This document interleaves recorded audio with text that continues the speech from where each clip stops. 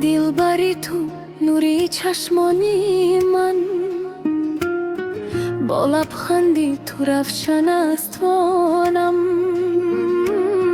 هر سحر با نامی تو بدار شبم، با صدای دلت آرام گیرم. تو مثلی بهاری پر از گل هوایی، در دلم همیشه امروی. با نگاهت دنیا دیگر شد، آرزویم تنها تویی. دلبری تو ای محبتی من، همیشه باشی در پهلوی من. با تو میخواهم تا ابد باشم، تو خوشبختی کنی من. دلبری تو ای نوری دل، با تو زیباست هر یک منزل. هر قدم با تو آرزو شود، محبتم جاویدان شود.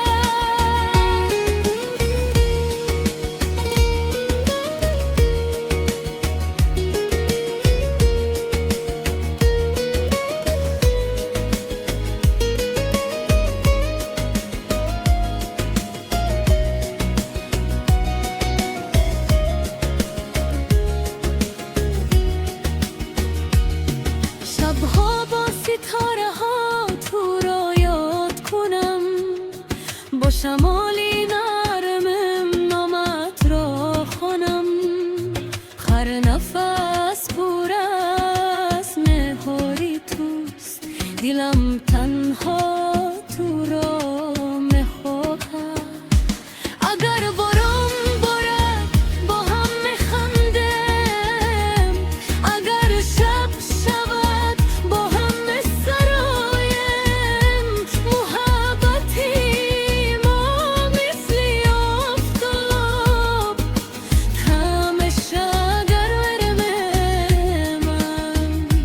دلبری تو ای محبتی من، همیشه باشی در پهلوی من. آخوی عمر دوست می‌دارم، تو آرزوی یگانه من. دلبری تو نوری زندگی، با تو پر از شادی هر رسید. دست به دست تا ابد رویم، با محبت زندگی کنیم باز.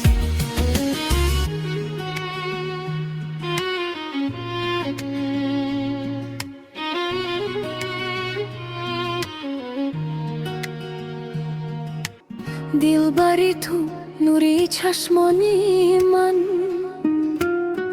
با لبخندی تو روشن است وانم.